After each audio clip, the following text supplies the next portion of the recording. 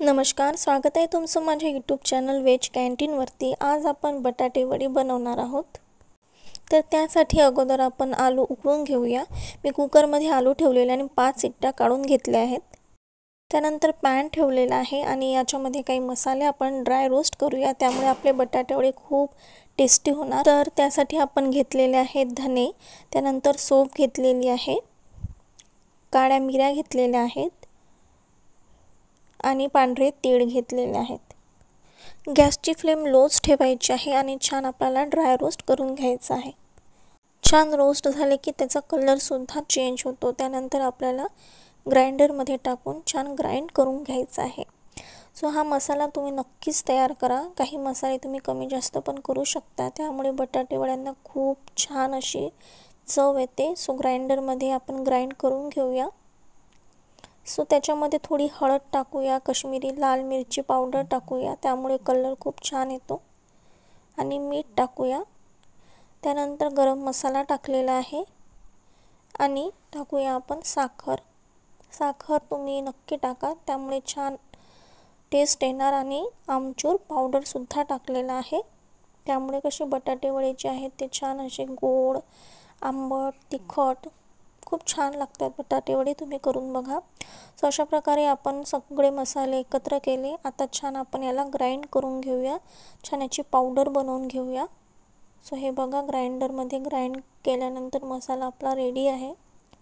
So इकडे आपले आलू सुद्धा उकळून तयार आहेत, 5 शिट्ट्या झालेल्या आहेत आणि छान आलू सुद्धा आपले उकळून तयार आहेत। त्याच्यावरची जी साल आहे ती आपण आता काढून घेऊया आणि बटाटे छान मॅश करून घेऊया। अशा प्रकारे आपल्याला बटाटे हाताने मॅश करून घ्यायचे आहेत। सो अशा प्रकारे मी हाताने त्याच्यामध्ये मॅश करत आहे। तुम्हाला वाटतच असेल तर तुम्ही मॅशरच्या सहाय्याने सुद्धा करू शकता। बटाटे इथे कमी जास्त तुम्ही करू शकता, जितके लोक असतील खाणारे तितके त्याचं प्रमाण तुम्ही वाढवू शकता।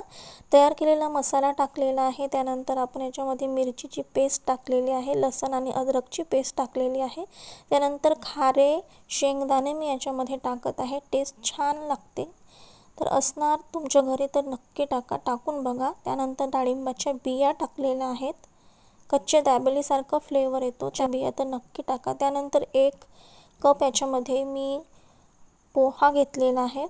जो आपण पोहे करतो तोच रेग्युलर पोहा आपल्याला पाण्यामध्ये भिजवून ठेवायचा आहे आणि टाकायचा आहे, त्यामुळे जे काही आलूमध्ये मॉइश्चर असेल ते मॉइश्चर पोहा पूर्ण शोषून घेतो आणि त्यामुळे आपला जो मसाला आहे तो ड्राय बनतो आणि जे आपले बटाटे वडे आहेत ते खूप क्रिस्पी बनतात।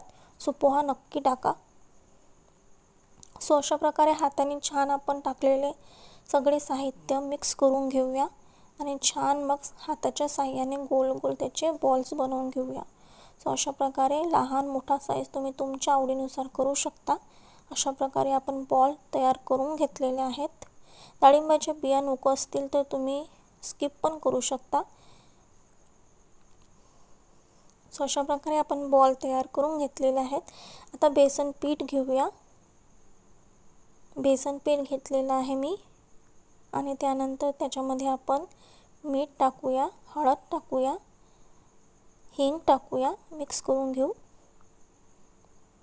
आणि आता थोडं थोडं पाणी टाकून घेऊया। एका वेळेस पाणी आपल्याला अजिबात टाकायचं नाही आहे।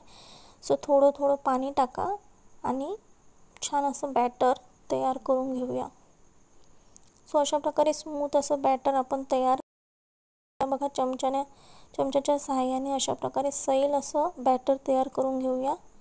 अशी लेयर तयार होणार चमच्यावरती, तर समजायचं की बॅटर आपलं तयार आहे।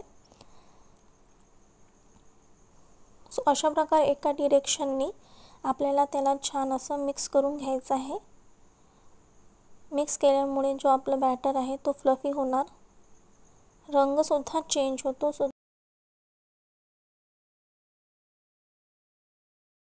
मिनिटासाठी मी झाकून ठेवलेलं आहे, जेणेकरून बॅटर पूर्ण छान असं सेट होणार।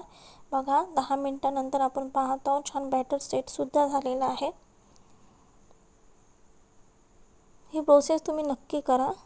त्यामुळे बॅटरसुद्धा छान सेट होतो आणि छान अशी वड्यांवरती कोटिंगसुद्धा येते बेसनाची. त्यामुळे 10 मिनिटासाठी सुद्धा रेस्ट करू द्या तुम्ही बेसनाला. त्यानंतर आपण याच्यामध्ये सोडा टाकून घेऊया. सो खाण्याचा सोडा आपण जो बेकिंग सोडा म्हणतो तो मी याच्यामध्ये टाकलेला आहे. आणि त्यानंतर त्या सोड्याला ॲक्टिवेट करण्यासाठी मी गरम तेल घेतलेलं आहे. गरम तेल नक्की टाका, त्यामुळे जी वड्याची जी बाहेरची परत आहे ती छान अशी कडक क्रिस्पी होते. बटाटे वडे खूप क्रिस्पी होतात, त्यामुळे गरम तेल नक्की टाका. आणि अशा प्रकारे आपण केलेले त्यानंतर आपण तयार केलेले वडे तळून घेऊया. ते तेलामध्ये आता टाकून घेऊया. सो अशा प्रकारे बघा आपण तेलामध्ये आपले बॉल्स टाकून घेऊया. बाजूबाजूने तेल आपण टाकूया आणि अशा प्रकारे दोन्ही बाजूनी आपले बटाटे वडे आपण छान क्रिस्पी असे तळून घेऊया. सो बघा हळूहळू आपला बटाटे वड्यांचा कलर सुद्धा चेंज होतोय. छान असं गोल्डन कलर येत आहे. जो मसाला तयार केलेला आहे त्यामुळे खूप अशी भन्नाट चव येते, छान आंबट गोड अशी चव येते. सो बघा आपले बटाटे वडे छान असे तयार झालेले आहेत. सगळे मी तयार करून घेते. करून बघा खूप छान टेस्ट येते बटाटे वड्यांची. त्यानंतर आता मी याच्यामध्ये तुम्हाला गोड चटणीसुद्धा दाखवत आहे.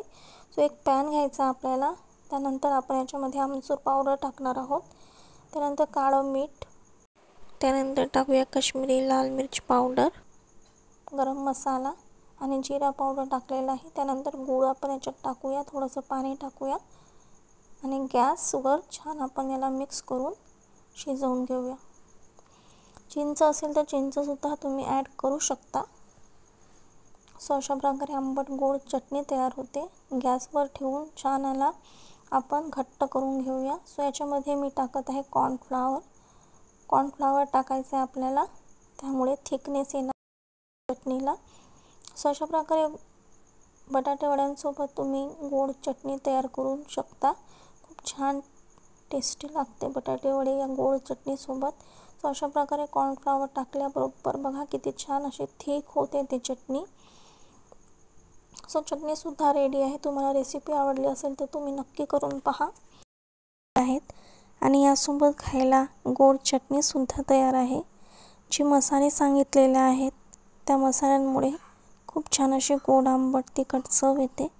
सो तो मसाला तुम्ही नक्की तयार करून बटाटे वडे बनवू शकतात. रेसिपी आवडली असेल तर प्लीज चॅनलला लाईक शेअर सबस्क्राईब करा.